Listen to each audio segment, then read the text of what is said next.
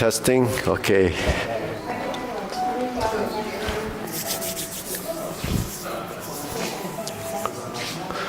Okay, ready? 9 a.m. Well, okay, Maria will be here soon. Maria. Okay, salute. Okay, first exercise, shoulder width.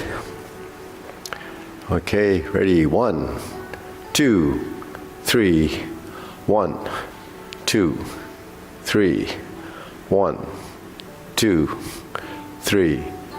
1, 2, 3. 1, 2, 3. 1, 2, 3. 1, 2, and stop. Okay, to the side.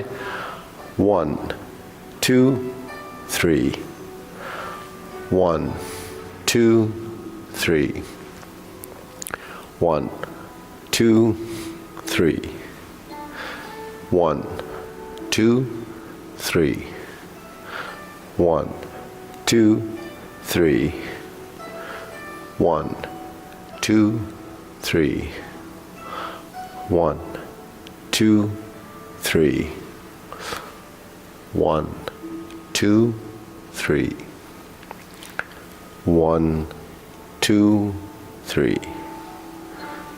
1, 2, 3. 1, 2, and stop. Okay, next, hands up. Reach down to your right, to your left, center, inhale, exhale, hands up, reach down, 1, 2, 3, to your right, 2, 3, to your left, 2, 3, center, inhale, exhale, hands up, reach down, 1, 2, 3, to your right, 2, 3, to your left, 2, 3, center, inhale, exhale. Okay, hands on your waist, circular movements, 1, 2, 3, 4, 5, 6, 7, 8, 9, 10. 1, 2. Reverse. 1, 2, 3, 4, 5, 6, 7, 8, 9, 10. 1, 2.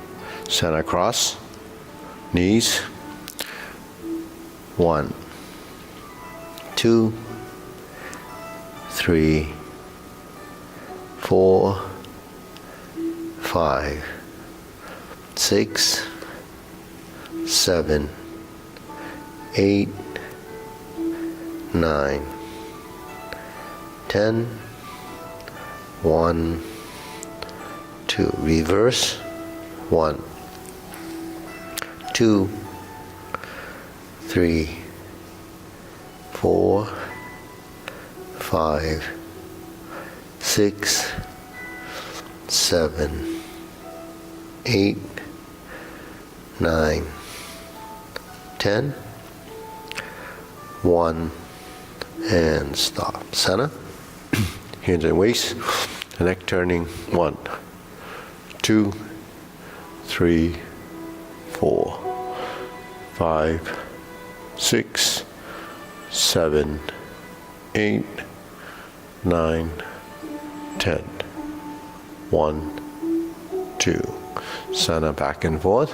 1, 2, 3, 4, 5, 6, 7, 8, 9, 10, 1, 2, center, tilt, 1, 2, 3, 4, 5, 6, 7, 8, 9, 10, 1, 2. Center, down, circle movements, 1, 2, 3. Reverse, 1, 2, and center. Okay, hands up, pull in, inhale, exhale, inhale, exhale, inhale, exhale. Okay, spread your feet, turning 1, 2, 3, 4, 5, 6, 7, 8, 9, 10. 1, 2, 3, 4, 5, 6, 7, 8, 9, 10. 1, 2, 3, and stop. Okay, stretch it out.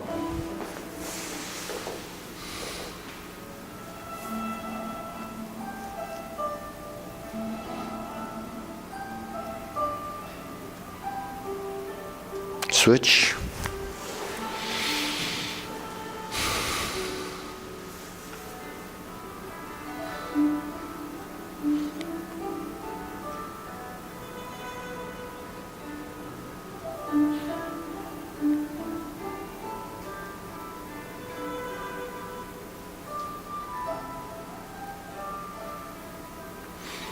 Switch.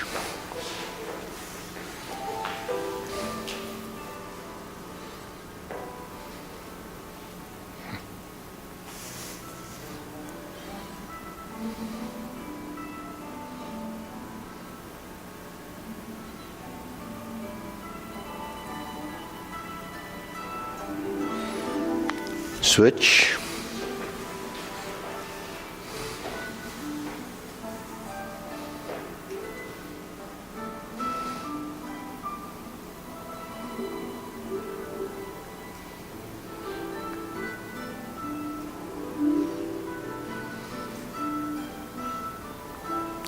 Switch, straighten the front knee.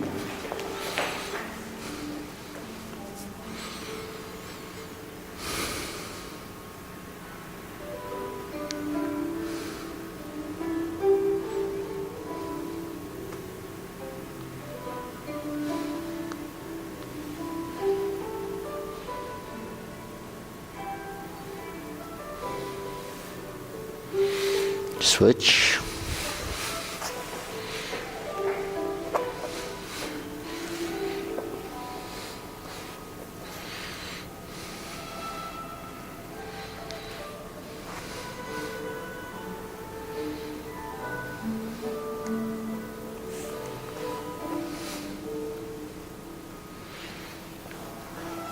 Switch.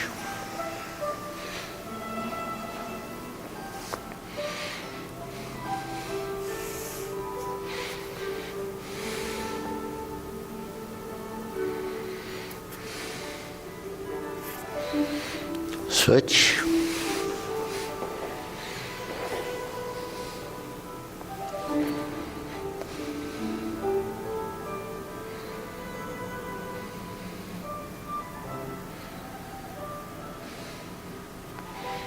Okay, center.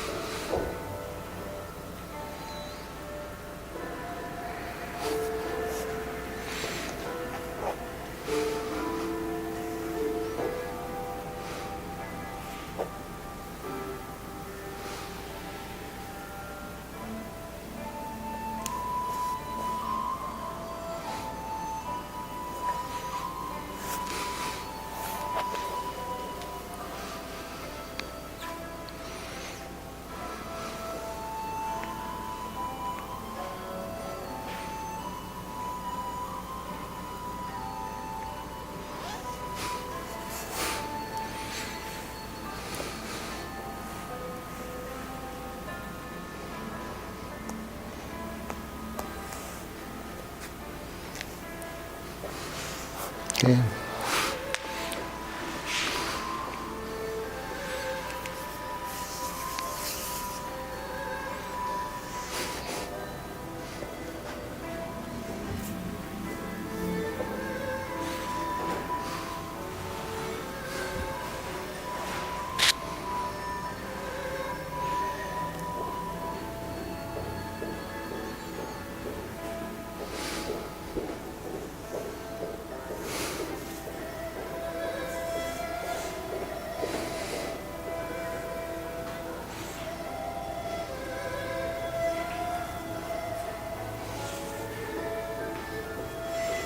Okay. Can lower one knee.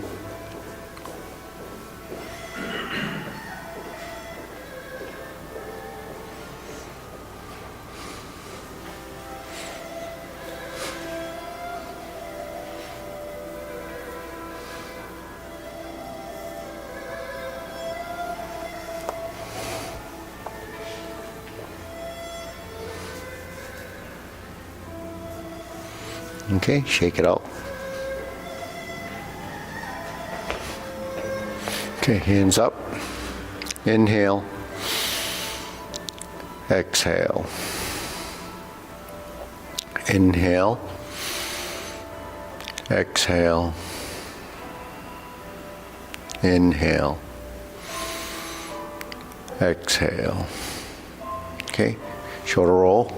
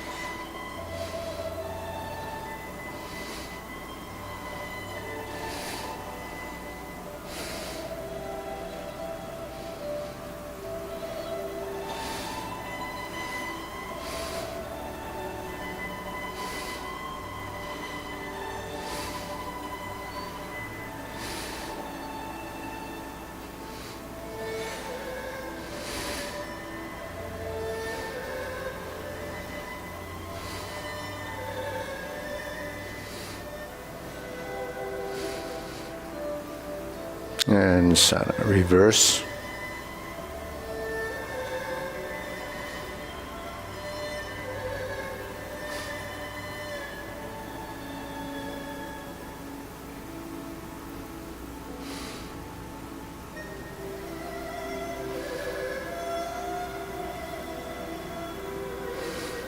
And center. Okay. Press. Release. Exhale. Inhale. Breathe through your nose.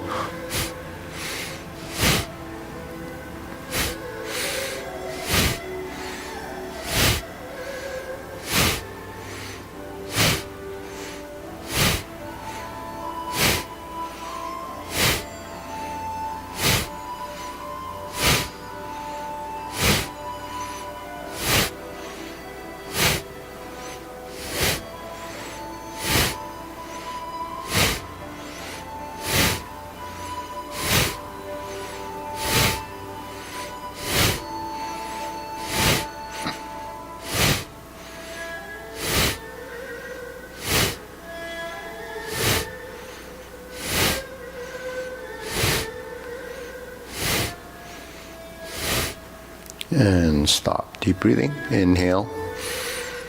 Exhale. Inhale. Exhale. Inhale. Exhale. Okay, wrists.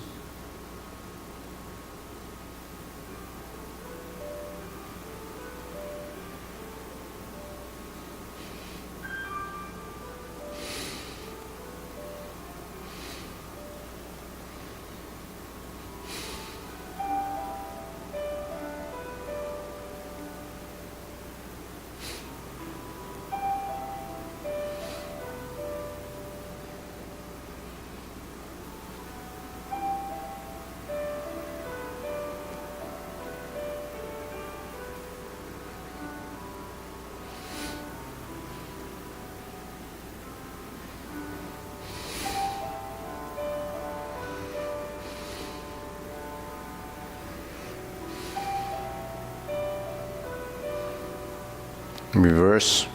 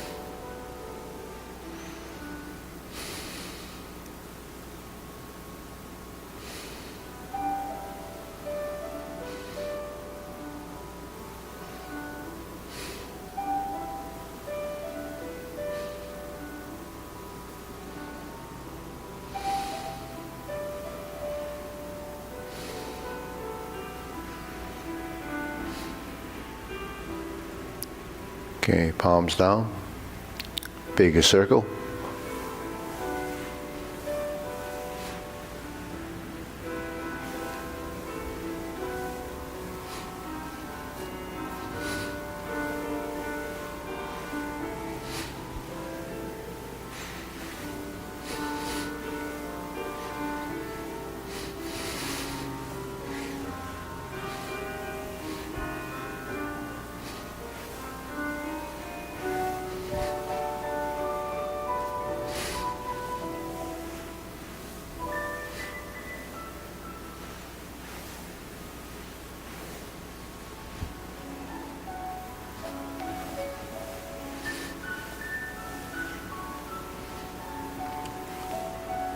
Two and stop.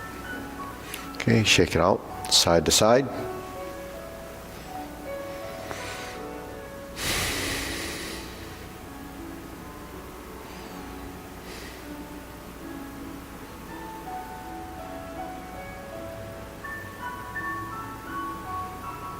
And center.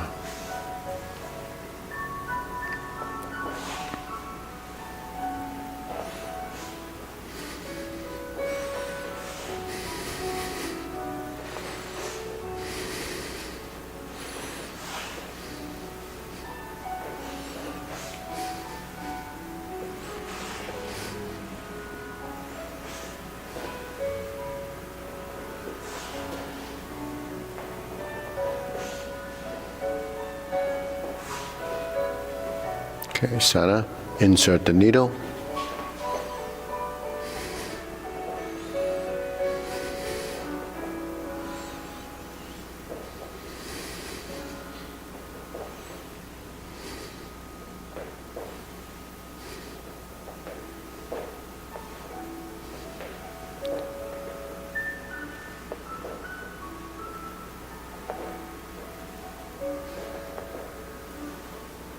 Switch.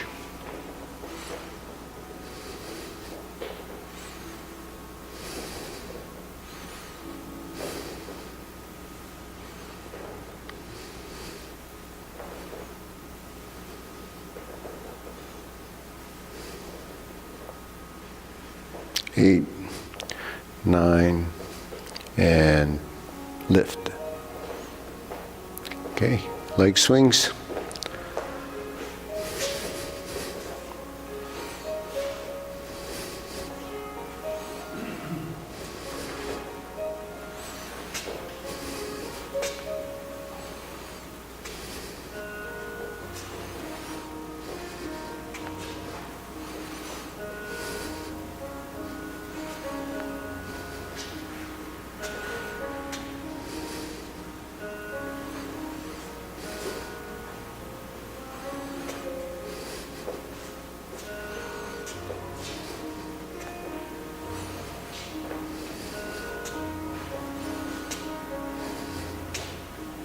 And center. Switch.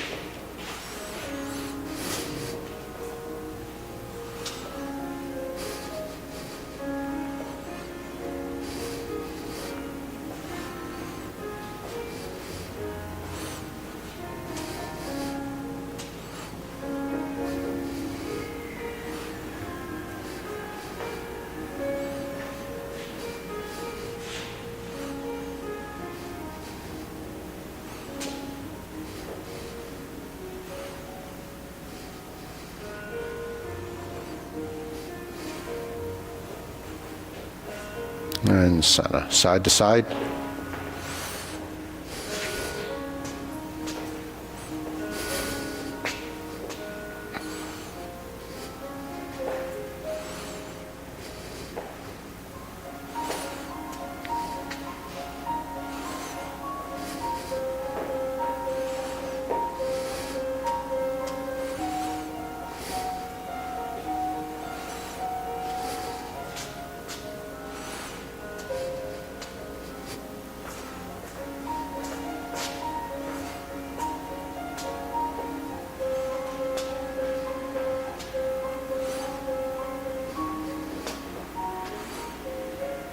And center.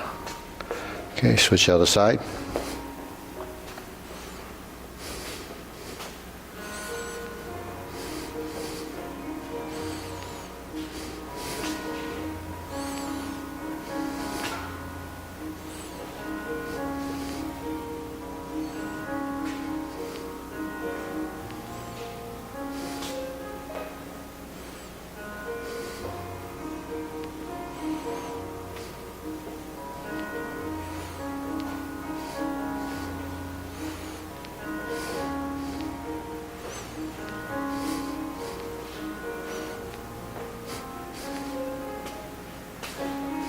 And center. Okay, shake it out.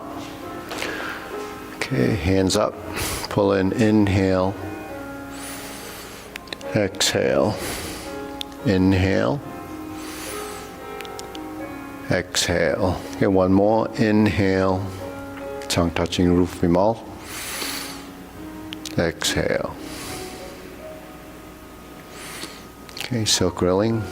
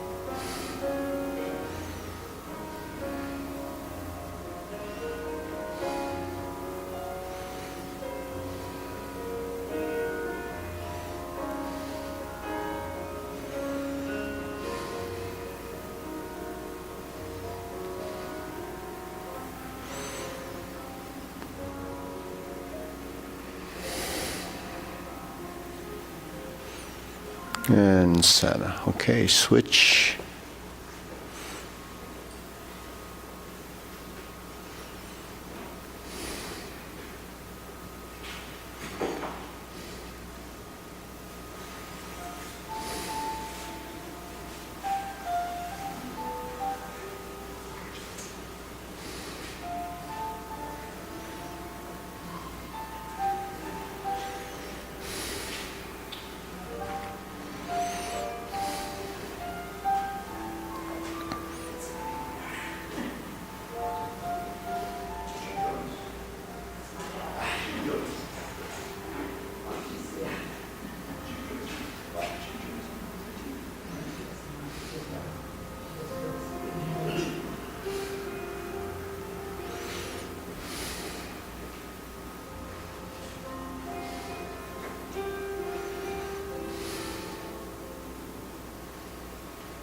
Okay, center.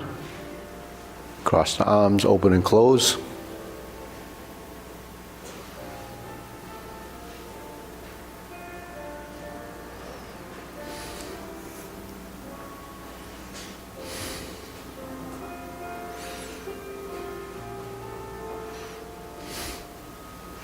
Morning. Maria, you made it. I made it. Class started at 9:30? No, 9. 9 o'clock? Yeah. It's okay. That's Just Thursdays. Thursdays we start at 9. Today's Thursday.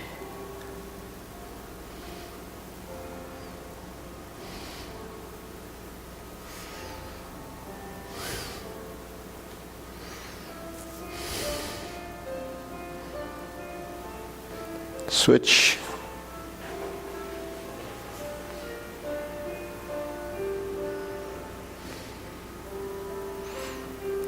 Okay, open up the side arm.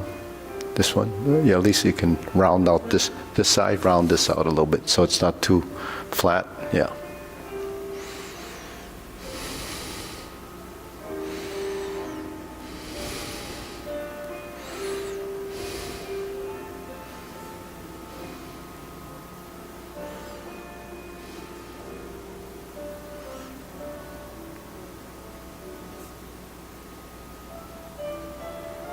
And center, okay. Circular movement, shoulder width.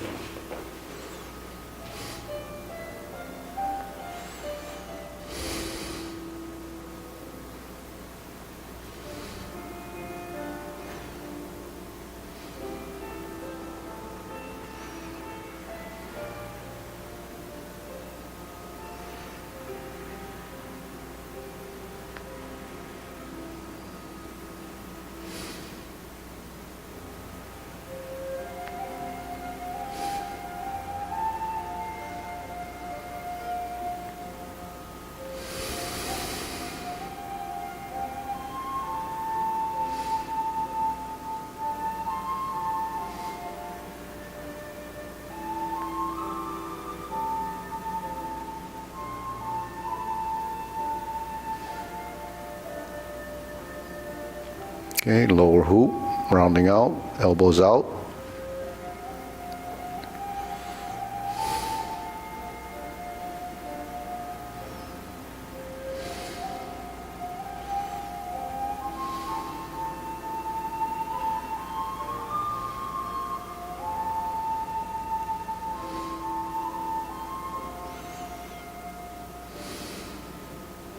Shoulder height.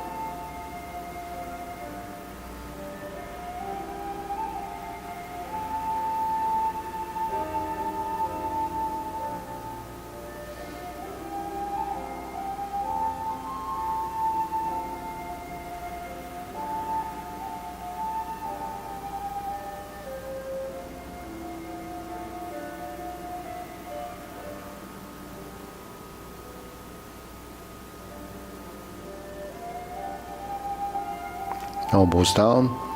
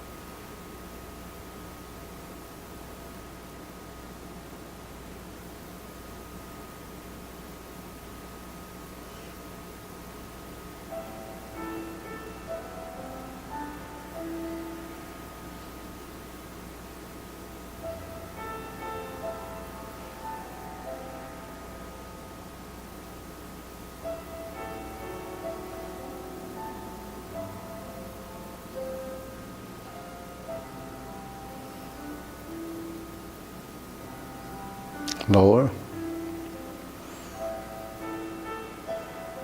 Palms down, straighten up.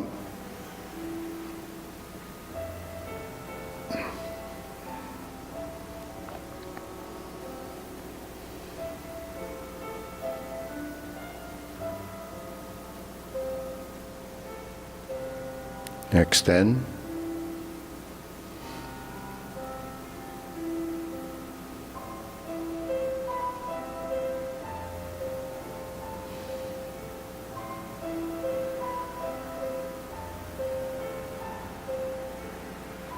Okay, deep breathing, inhale. Exhale. Inhale.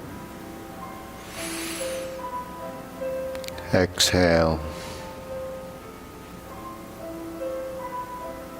Inhale.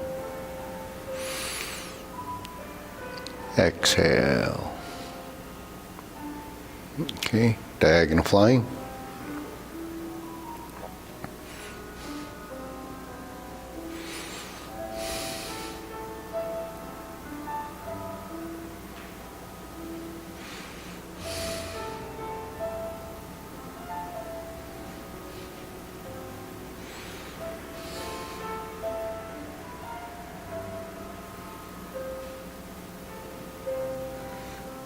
Okay, switch sides.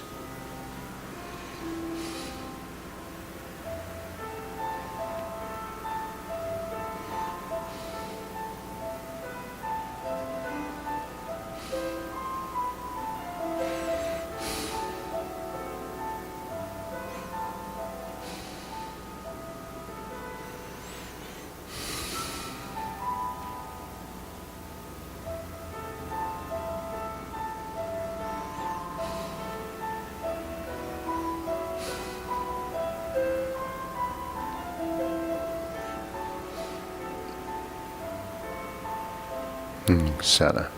Okay, cloud hands.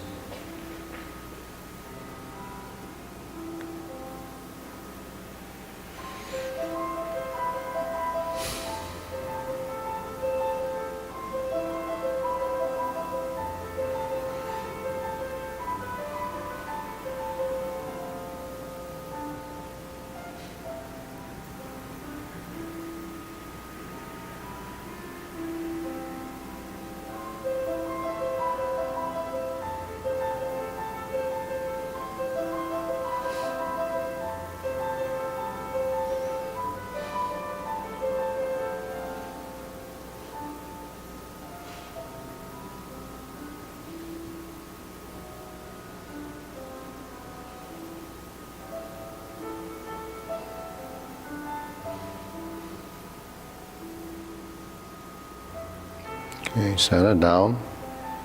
Carry tiger to the mountain.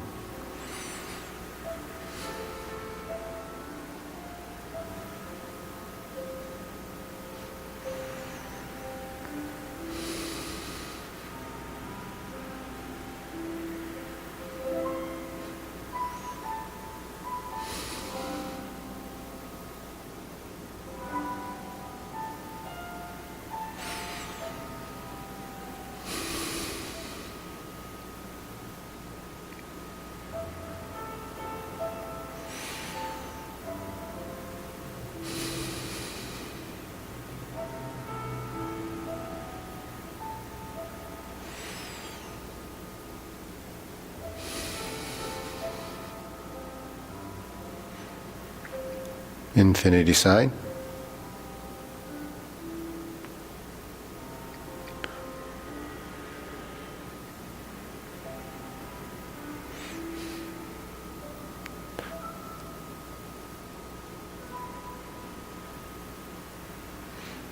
So it's a figure eight on its side. So there's a center point between the two petals.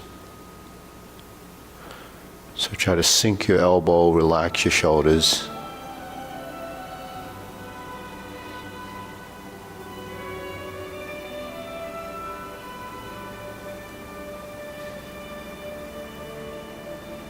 Okay, form the fists.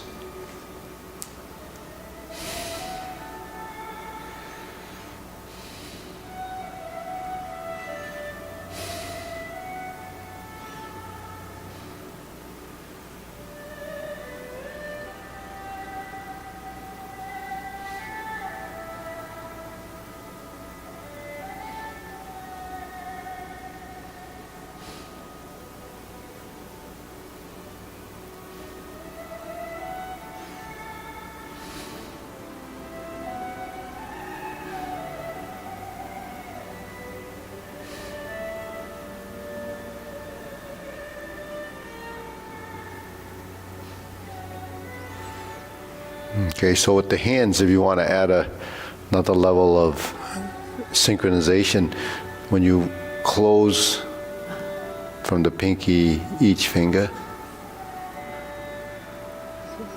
and then from the index finger to the pinky. Can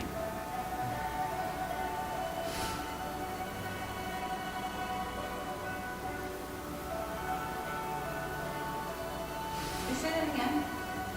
Pardon me? Can you say that again first?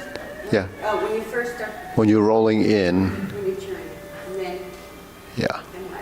Then you're rolling again? Then, well, when you're rolling, it all blends together. Then it's the opposite. Pinky to the index finger and the thumb, and then index finger to the pinky.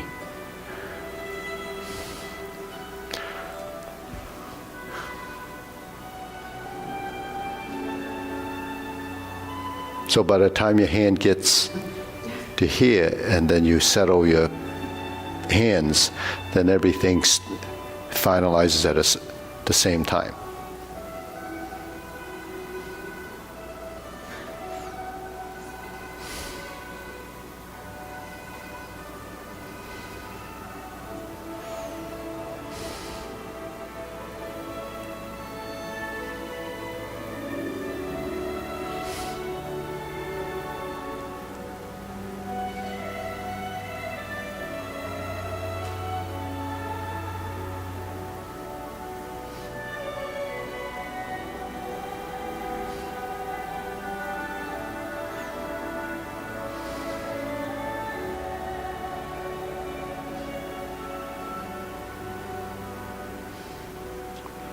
Okay, palms together.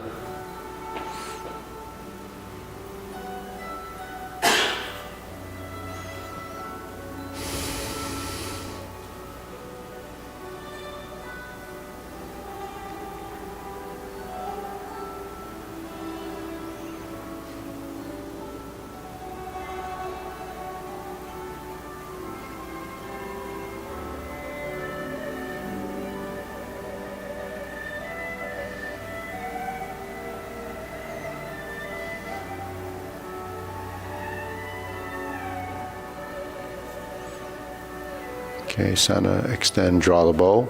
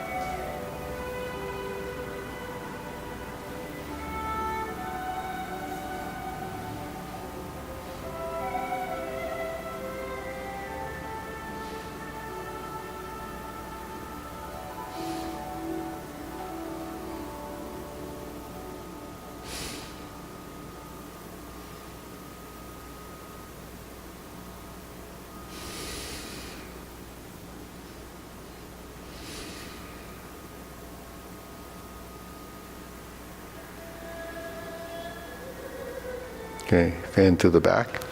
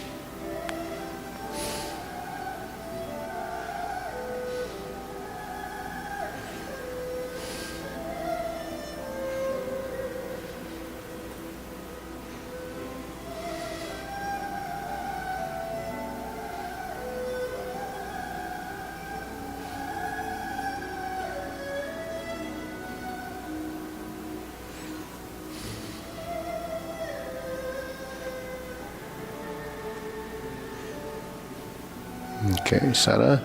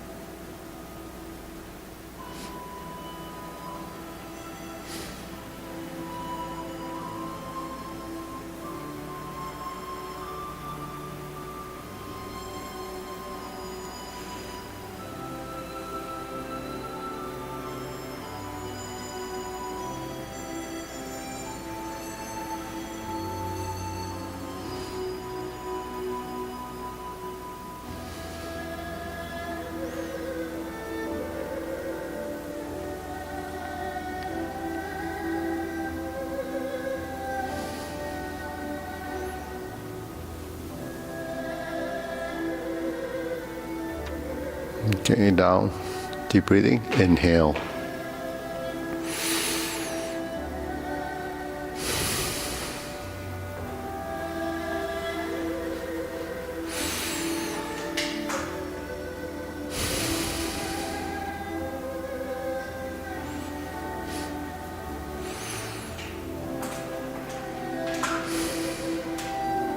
Okay, we'll go through the sequence. Feet parallel. Preparation.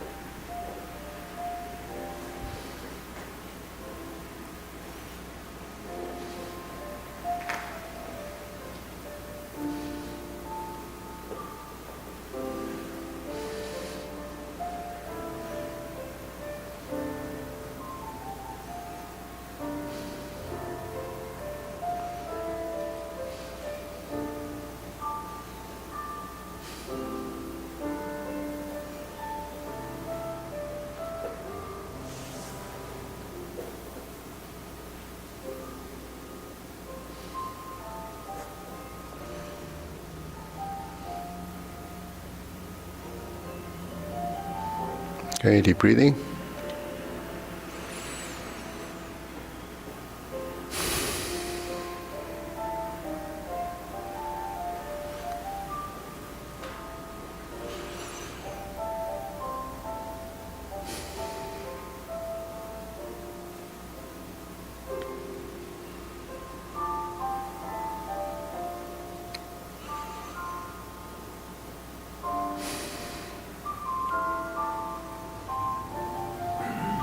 Okay.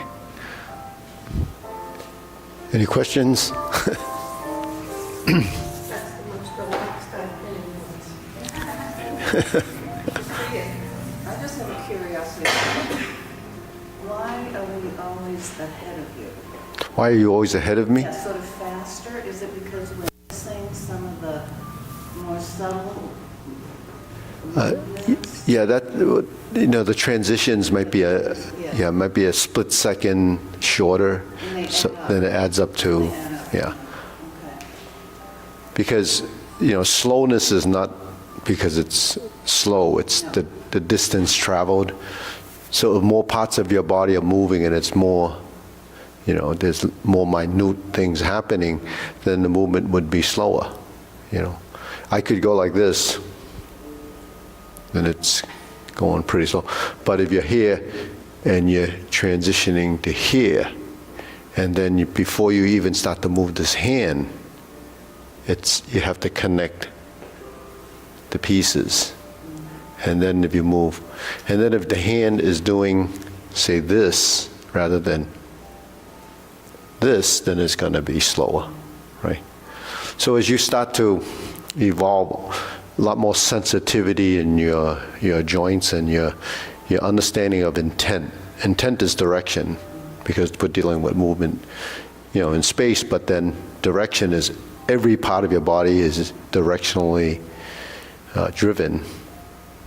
So, if your foot is here and I step to here and or if I do this and then do this, that's 2 steps or 2 phases of motion.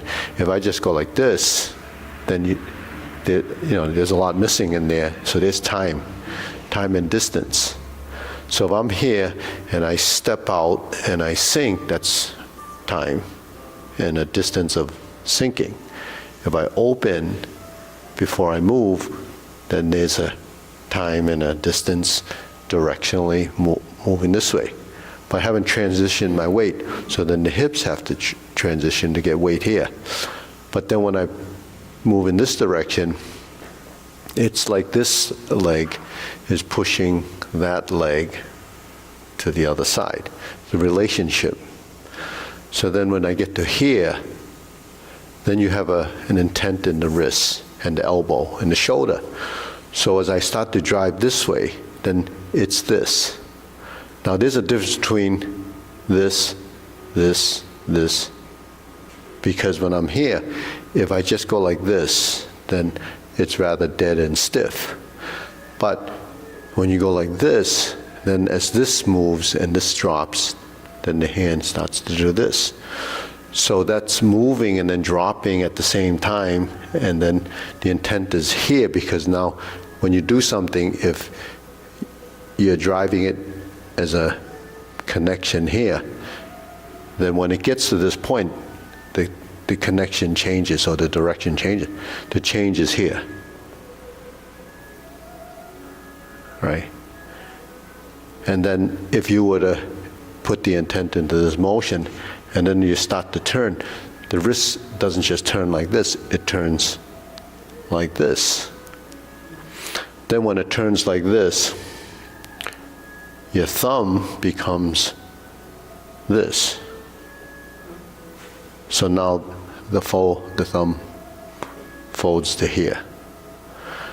Because the intent of the motion really allows you to feel in the interaction between that and what it would be doing as a virtual feeling, right? So when the thumb does this, if I had your arm, say, in this position, and I did this, or I had your hand in this position, now you feel the intent would be pushing it that way. If I just leave my hand here, then it's just that. But because I'm driving it like this, you could feel this in this instance. Because now the hand not only is doing that, pushing that way, but it starts to turn. So now you can feel it rolling this way.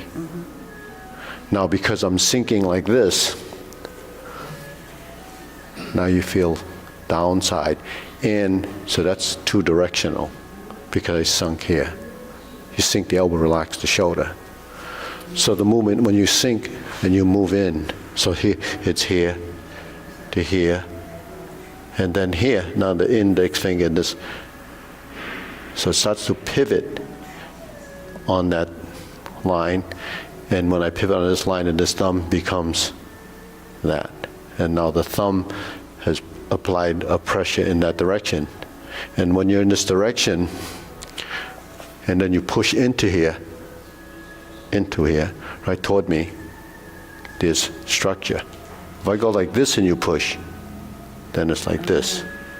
When it's like this, A bit different. there's a, yeah. That's a, yeah. So that's skeletal structure positioning, but it's what's controlling the skeletal structure positioning. The neuromuscular connections for that specific position. So now, when we talked about, how do we create a memory? Well, through that memory, your body has evolved into understanding what that motion is. And then it starts to put in all the necessary, small motions, the micro motions that create that final position. So that becomes a sequential, synaptical relationship that's built in your brain to drive those little, muscles in your forearm that are driven or driving, they kind of work together. Your fingers are connected to your forearm, and whatever your forearm does as a manipulation, it would have, different groups of muscles that would do this, this, and this. That's why every time you move, it's not just this, it's, right? So what you're doing in position is changing, every aspect of that directional motion. And it could be just turning like this. It could be sinking and turning. It could be expanding and twisting. And then all of this has to go back to your body because this joint is tied to your core. So that's why when we're here and we go beyond the center and then we start to turn, your whole body will open and close. So what's open and close? It's your joints, right? So if I'm like this, then the joint here, as you see, if you look, it's kind of 90 degrees. When I'm here, this is the original position, but then when I open, this makes a minute adjustment to compensate for this, so then it becomes balanced, right? So now the shape looks balanced, that's an image. So the body, this shoulder and this shoulder are working together. This leg and this leg is moving through the hips, so that's the hip relationship. The elbows and the knees are working together. The wrists and the hands are working together, and the wrists and the elbows and hands are working with your feet and ankle. So when you change your position, all of that has to happen. So it's a total body movement. So that's what you try to understand. Well, this explains why when I try to do it as slowly as you do, there are many micro motions that I'm not making. Yeah. And I'm just whipping through. Yeah. But can you get those micro motions? You can if you understand that they exist. If you don't know that your fingers do this, or you don't know, and that's, like this. So when you do it like this, then the movement's going to take longer, because now you're not just going. That's a physical movement. So when we do Tai Chi, one of the concepts is to use your mind, intent, and no strength. So the no strength part of it is correct type of strength. So you use no strength at every stage of learning how to create the strength. So once the strength is sort of calculated in the sort of the proprioceptive understanding, then when you start to do that motion, and once it's learned, then it moves to another stage of learning. And that other stage of learning is adding that new microscopic thing. So that happens when you shift your weight. Because in the beginning you shift your weight and it's just kind of, you bend here and then you bend here. Then it becomes, you sink here and then you push here, then you push here. Then it becomes an adjustment in the ankles, the soles of your feet, your toes, all of that becomes part of that. This stuff can't happen doing just physical exercise, because physical exercise is pretty, it's pretty, it's not,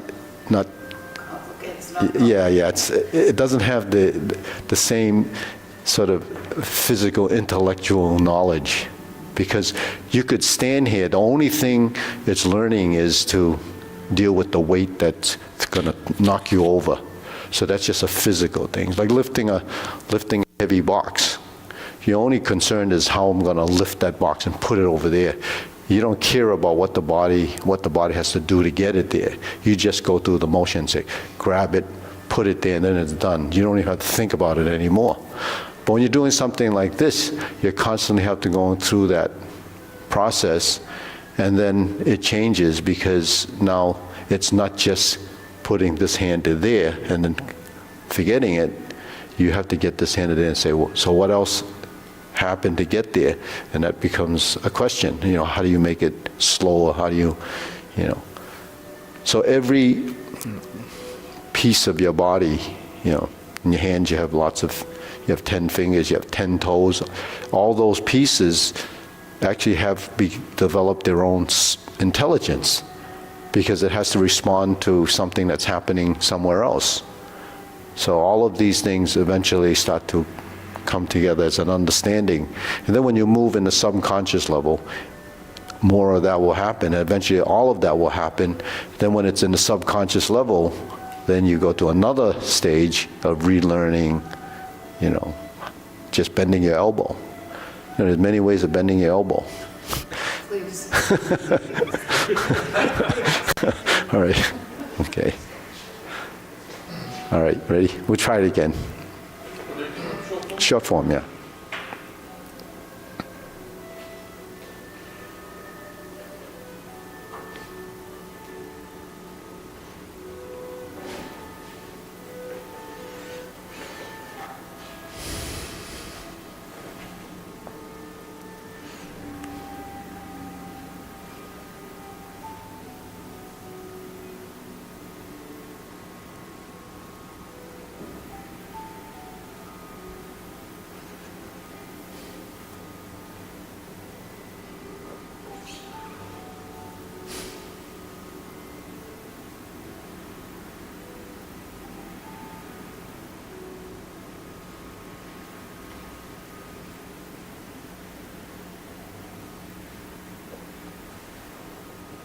So when you get to this point, it's essential to move this. You see the lower part of this leg has to do this. So you not only sink, but you rotate. So it's a spiraling downward. That spiraling downward actually is like a corkscrew, and it screws your foot into the ground.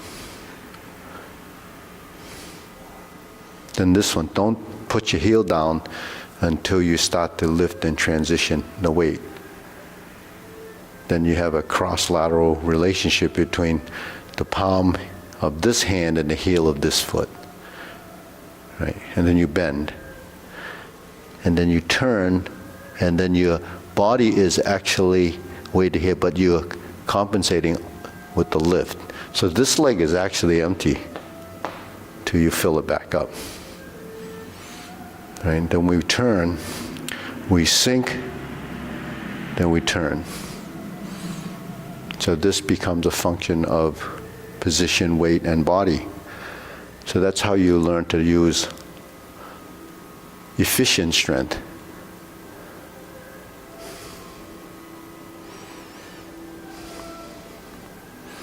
So in the brush knee movement, we just do the right side.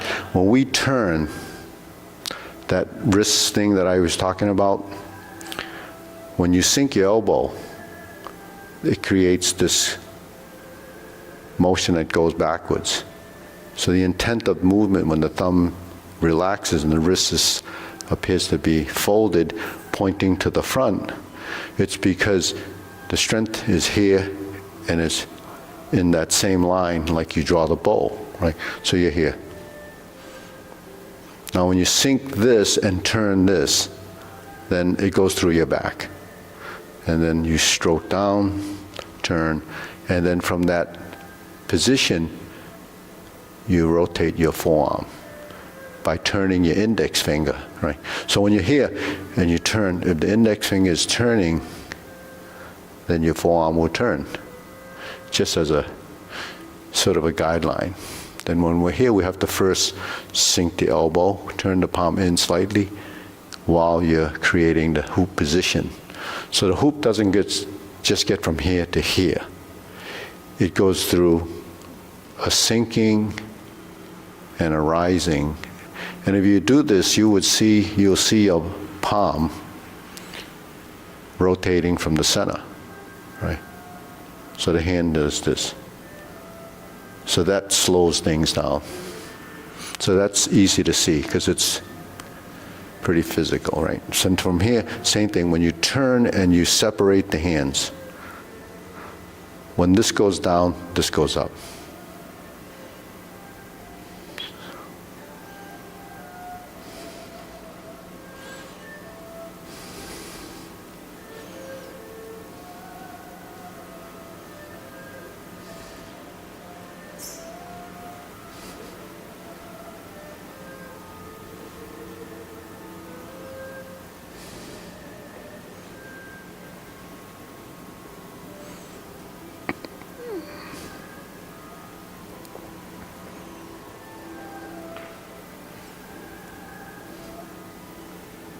Form the fist.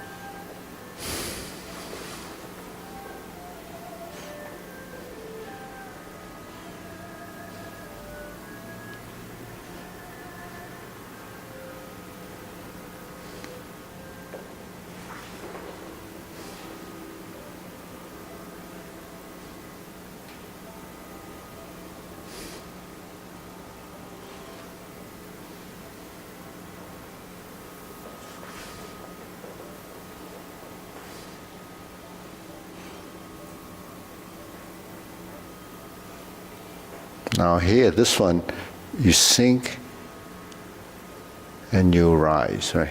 So you sink and the hand lifts up like that and the wrist kind of drapes because now it's like it's lifting from here and then this hand is seating, it's rounding here. So the two hands end up completing the movement when you turn. So in here. Now when you shift your weight and you step, you have to counteract that balanced position. So then you twist your waist a little, and then it goes up. Then you have to adjust this foot to sit back for the insert the needle. Then you step forward and you adjust the 2 feet, and then while that's happening, your arms are maneuvering in position so you can spread them, but fan through the back. Then you shift, sit back, stroke down, and release, and go forward. Then you form your fists. Now this movement has to be compatible with the right and left directions, and then they finally merge till you're ready to throw the punch. Then you sit back and you go out, and you go in, you sink down, fold the elbow, and then you punch. Okay. You divert, block, and punch if you were doing it again. And then you sit back. As you sit back, this hand goes out, and you turn a little bit to the right or to the left. And then when it goes down, you turn your body again, brings the hand around, fold the elbows, and you split, separate, and you push. Bring this hands down, you carry tiger to the mountain. Then you sit back and raise the hand. Bend from the waist. Stork flaps wings, and you toe heel pivot and turn. Grasp the sparrow's tail.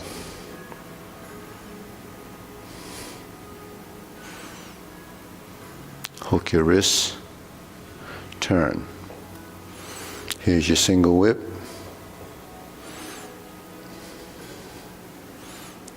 Hold the ball. Diagonal flying. Center, stroke down, pot the horse's mane. Toe out, step up. Stroke down, pot the horse's mane. Cross corner. Now the hand has to move with this leg. Find your center, shift your weight. This hand goes down and this hand comes around as you twist your spine again. You go forward, sit back, fold, lift and drop. Turn to your left, turn to your right, forward and back. Drop your elbow, hook your wrists, turn to the front, sink down. Now when you open, it actually is happening in your back. And then, because I'm wound here, it unwinds. And then you go in, if it's the cloud hands or hold the ball, then you merge. Toe heel, toe heel, toe heel.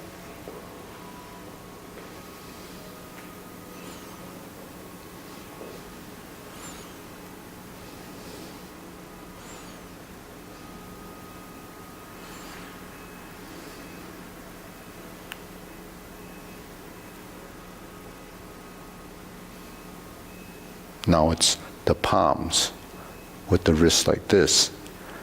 And then it goes back to neutral center. And then you relax. And then they're flat. You step back. Then you start to use this to go forward. And when it reaches there, then they relax. Then you cross. Then you close. And you open.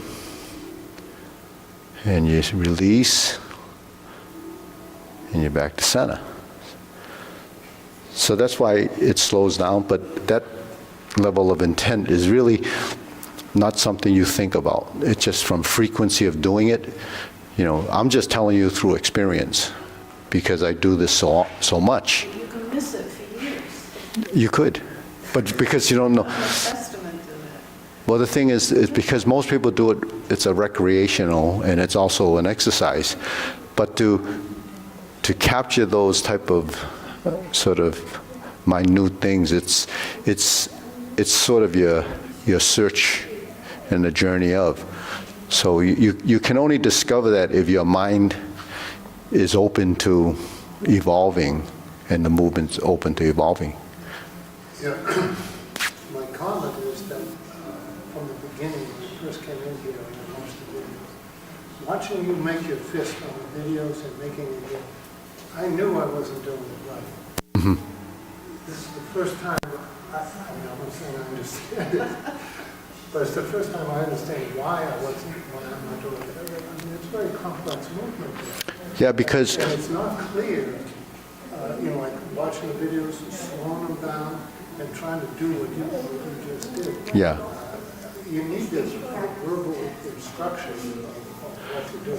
Yeah. So why you don't understand what you see is because in your own body you don't know it exists. It sounds strange, but you can't see or understand what you can't do. So, like for me, because I do this and I've gone through this, decades and decades of this discovery and understanding. When I see people doing things that they're not doing, I can see it, so I know what it's missing. But if you haven't experienced that, you really can't actually see or tell a person how to fix that, because it's an experience thing, and then the person who you correct has to be ready for it. So the only thing I do is give you the information so that you have a bit of awareness that this is happening. Now, if you go back and try to do that by coming once a week, it's never going to happen, simply because the body has to go through this metamorphosis of what it was then, and it goes through. So everyone that has studied here for a number of years is different. My teacher said the same thing to me. He said, when I told him I'm going to open a school, he said, you're not going to be the same being, the same person you are now. But I didn't understand exactly what he meant. But now that I'm doing this, I've been doing this for 27 years with a school, I do this day in and day out. And it's not because I'm always thinking about it. After doing it over and over again, I discover something and it becomes a bit of knowledge. So then it goes, and that process is going. So if I've been here for 27 years, I've been doing that for almost 30 years, right? Most people that get out there to teach in the beginning don't even have 30 years of experience. So, but when I started to teach, I already had 30 years of experience, but then I still didn't understand what it was like to become a teacher. But now doing it here, it doesn't stop, because I just added 6 senior Tai Chi classes to my own program a week. So that means I have to do it 6 more times a week. So it just can't stop evolving. And it's not that I want to, it's just going to happen. But the things that we're talking about, it's like brush knee. You're here, and then this happens. You lift the hand, and this is how you learn it as a physical motion. But then when you get to this position, there's different ways to get to this position. I could get the strum the lute like this. I could get the strum the lute like this. I could get the strum the lute like this. It depends on where you are when you're in the form. So then it starts to become, like sometimes when we sit back, that's strum the lute. It doesn't go from here, because you sink your elbow and you relax your shoulder. So the term sink your elbow, relax the shoulder is something that you'll struggle with, the end of time, because your body will realize the differences between just folding your elbow. What parts of the body has to be part of that. And, you'd go crazy trying to figure it out, because you can't figure it out until you can actually do it and your body figures it out. And then when it feels, then you can experience the difference. So something like this, when I'm turning, we have the up and down movement, but the thing when you descend, this elbow sinks. So every joint in the body is a function of something else. So if I drop this elbow and this goes up, then you relax the wrist and it creates a directional force in action. But what you actually learn is that it's a pivotal point. So in Tai Chi they say, when there's force applied to your position, you don't resist, right? So when force is applied to this point, how do you not resist it? So if Nan put her finger here, or even her palm, just her palm, how do I resist that? By, when I'm here, when she presses down, that's resisting it. How do I not resist it? I can sink. Now if I sink, and I have a little bit of intent here, or a little bit of energy to sink the elbow, relax, that point moves, and her force no longer is vertically down. In fact, it empties. Now if I go like this, and then move forward, how can her force be applied? It moves. So that's why when you move your body and you turn and you sink, now that's this, it's happening here. Now when my hand on this side does this, the hand goes down, but my body turned, right? So if I'm here and I turn, now this created a force here. If I go like this, and you push on my arm here, push into it, there's nothing there, right? When I do this, now you feel force coming this way. Why? Because when the body is like this, then the strength comes through here, because now the force is like this. See? Right? And then when it continues and it goes like this, then it went down, and then it's like this. It just disappears, because when forces are acting on your body, the maneuver is what creates that. But there can't be resistance or tension in the body, not allowed that. That becomes a physical force. And we try to override all the physicalness of the motion, so the body understands the naturalness of the body mechanics. So the hand moves, and just by the fact that it does this, it changes everything, right? So, you know, just the fact that your wrist can move changes what this is. This is sinking, and this is turning, and this goes down. And if it's controlled with the body, you say, well, why do we do this? This is the reasoning for a lift. So if the hand is here, and I sink my elbow, that's actually doing what I just did from here. So when I sink my elbow, it's like this. Now, if I want to move that way, I just open like this. Now, no matter, if you made a fist and stiffen this arm as strong as you can, right? If I go like this, it doesn't take any strength to do that. Why? Because the longer her arm is, the less strength there is out here. So even if she tensed it and resisted here, right? You resist that. All it takes is a finger to move it, and then her shoulder will either get exhausted or whatever, right? So if I'm here, if I just do this, that actually opened it. Now if I spread a turn, that's another move. But we do this when the arms are appeared. So then when I go like this, now the elbows are like this. So that becomes another pivot point. And then when I do this, now the force of my body going up creates a force downward. Now when I'm like this, and then it comes like this, now this is no way to apply that force. And it has no leverage, because my hands are close. And that's why when we do this, it can't be like this, and it can't be like this. It has to be like this. So the timing that you do from doing that day in and out, day out, becomes a relationship that when there's force here, the legs will automatically move, and then your arms will be able to dissipate the force that's acting on your arm. But when you're using force and it's on your arm, you're focusing on your arm when you can move your body and your legs. So that's how That's what you learn in martial arts training, and how to use, body mechanics versus brute strength, or we call it dead strength. Dead strength is, it's like an oxen. It's kind of strength just for plowing. It's, What do you call it?